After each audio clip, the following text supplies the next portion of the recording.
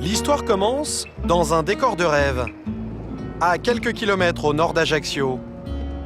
Voici Félix et Ange, son frère jumeau. Ils ont 54 ans et sont issus d'une grande famille corse, les Biancamaria, installés depuis des générations dans ce petit coin de paradis, le golfe de Lava. C'est mon secteur. J'avais ma famille qui habitait là, mes grands-parents. Donc voilà, là vous allez découvrir la plage de Lave, qui commence à être très connue déjà.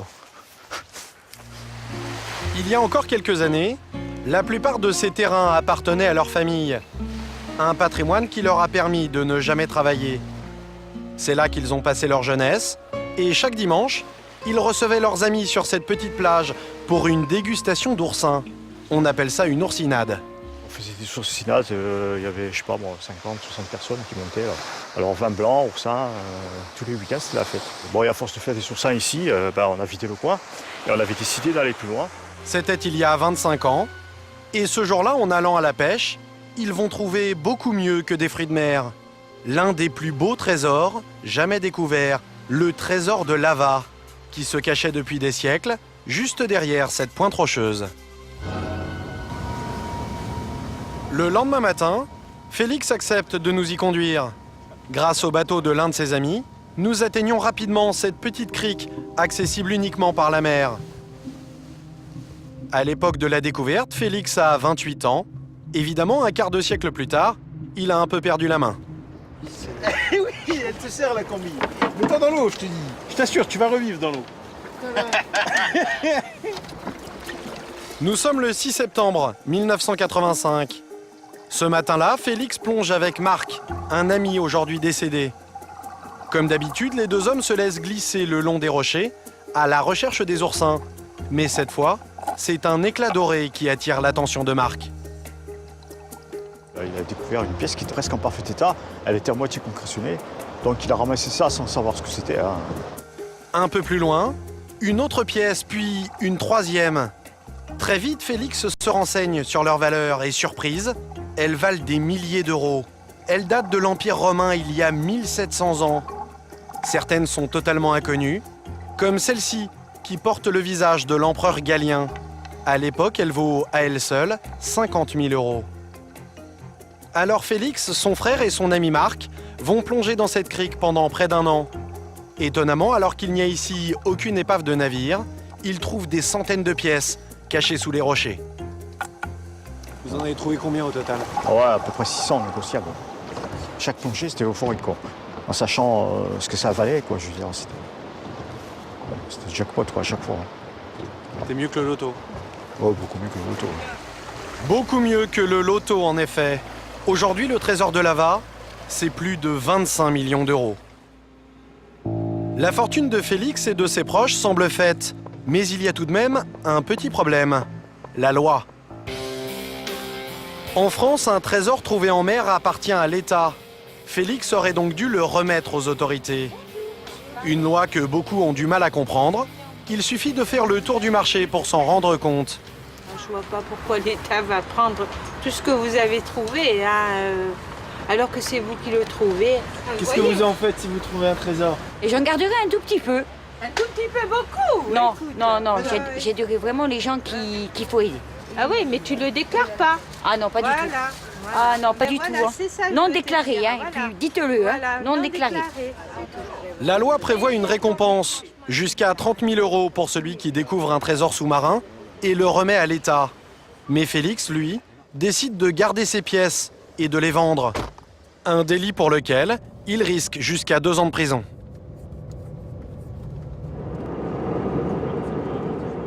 Il prend l'avion et se rend à Paris, près de la place de la Bourse, dans la rue de Richelieu, celle des numismates, ces boutiques où l'on vend des pièces de collection.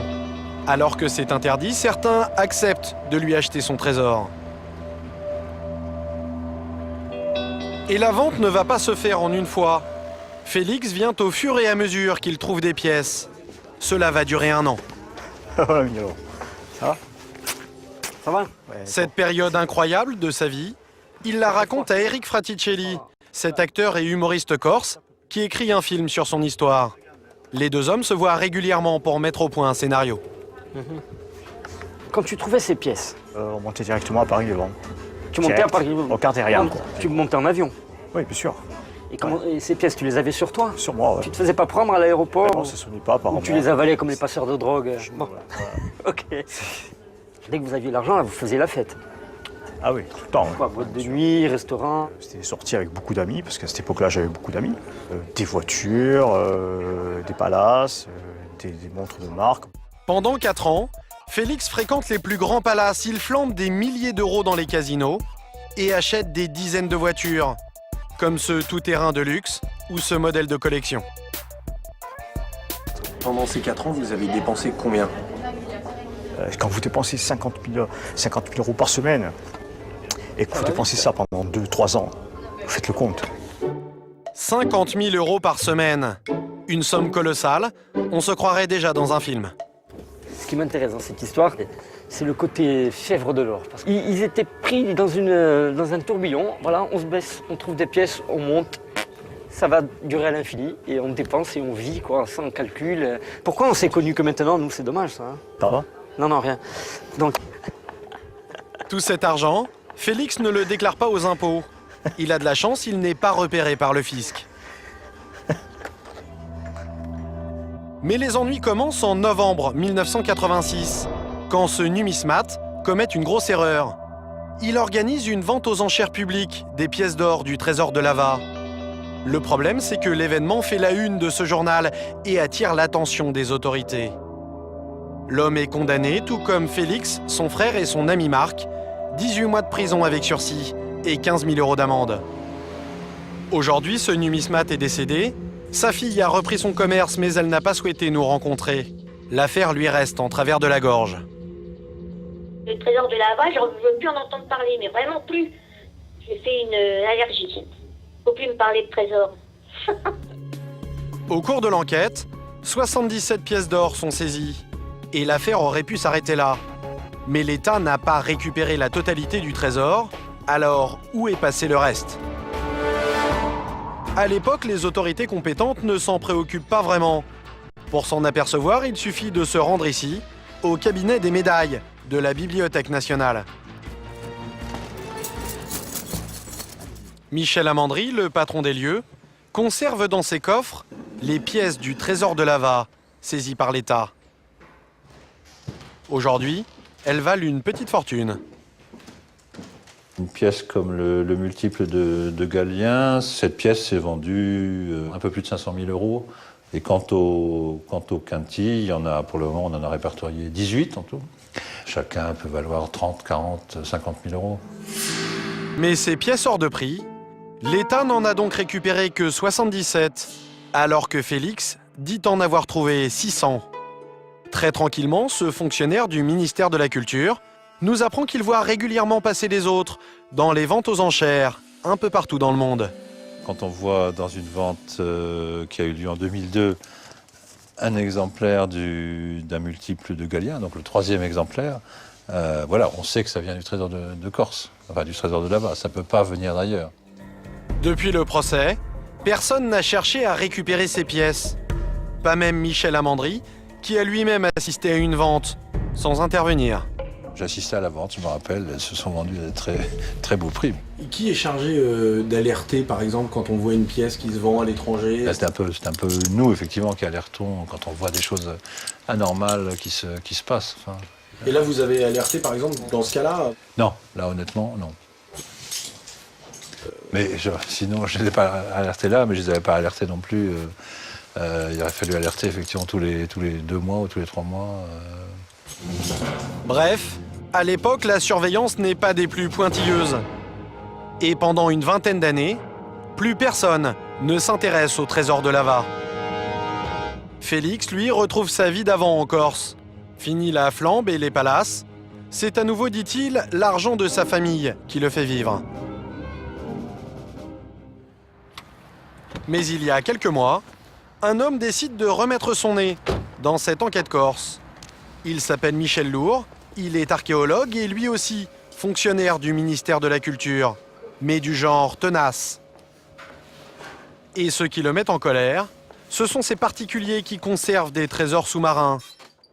Dans ce hangar près de Marseille, des centaines d'objets saisis par la justice. Aziz, on va peut-être prendre celle-là. Selon lui, leur place est au musée, comme ces amphores qui partent aujourd'hui. Et il trouve normal qu'un trésor sous-marin appartienne à l'État, quelle que soit sa valeur. Aujourd'hui, on apprend qu'un porte-conteneur, qu'un supertanker vient de se briser en mer.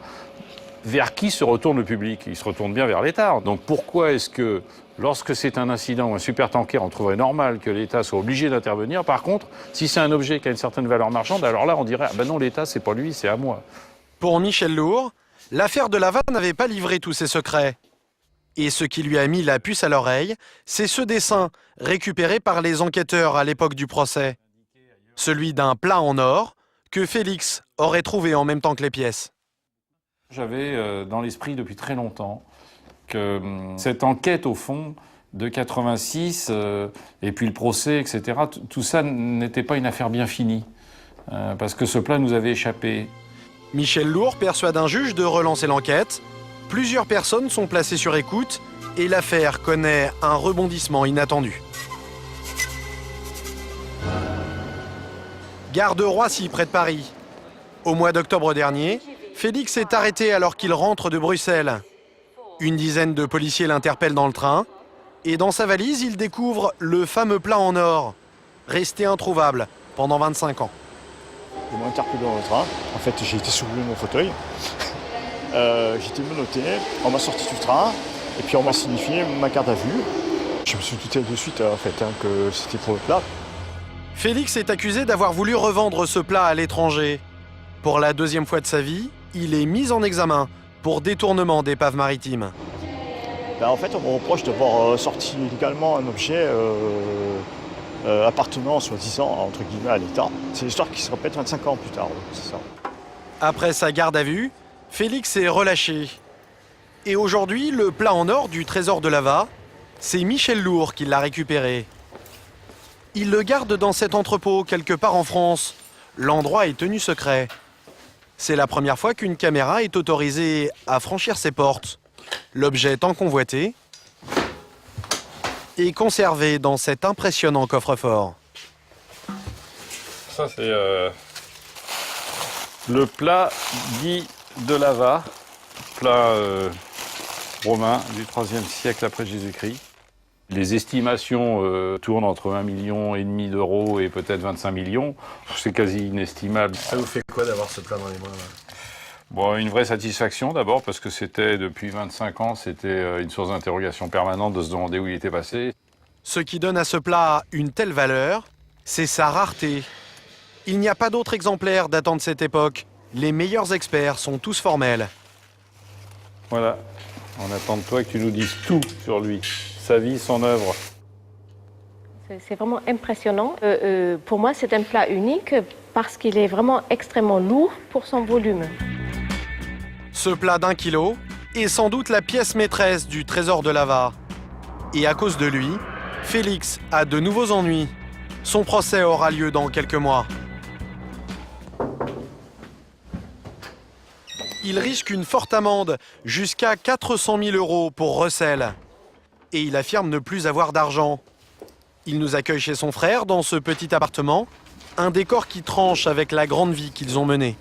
On imagine que quelqu'un qui trouve un trésor, il est très riche. Oui, c'est ça, oui. Seulement, j'ai un RSA, de revenu minimum, et puis je gagne 400 € par mois. Voilà.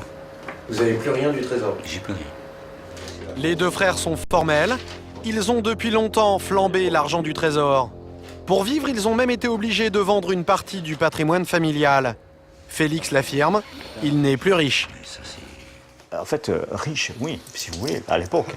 Parce qu'on a dépensé énormément d'argent. Mais si vous voulez, bon, à l'heure actuelle, non. Si j'avais été riche, si j'avais encore des pièces, j'aurais pas vendu mon terrain. On a vendu peut-être presque 40 hectares.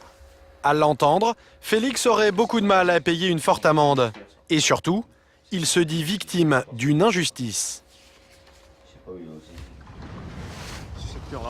Selon lui, ce plat, qui vaut plusieurs millions d'euros, lui appartient de plein droit. Il affirme qu'il ne l'a pas trouvé dans l'eau comme les pièces, mais sur terre, sous ce rocher.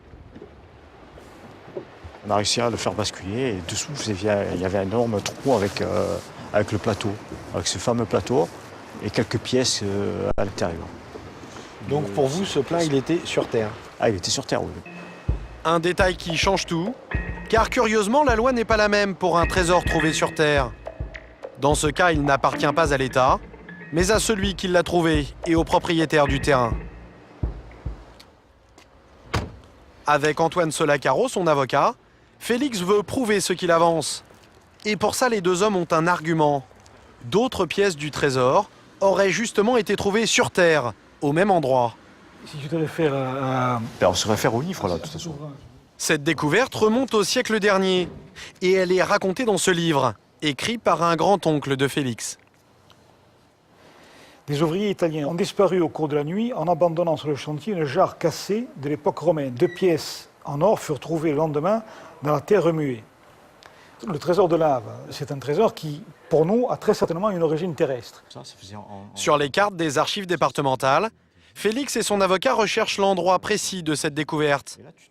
Elle aurait eu lieu pas loin de la maison, juste là. Sur l'ancienne propriété de Félix. Ils vont tenter de faire admettre à la justice que le plat était caché sur terre. C'est peut-être un éboulement qui l'a fait tomber sur la plage. Il y a d'ailleurs à cet endroit-là des éboulis, donc c'est le fait de l'érosion de la mer sur le rivage.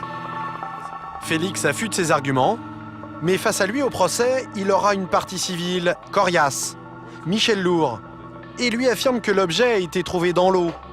Il s'appuie sur un autre livre, celui de Félix lui-même, où il raconte la découverte du plat.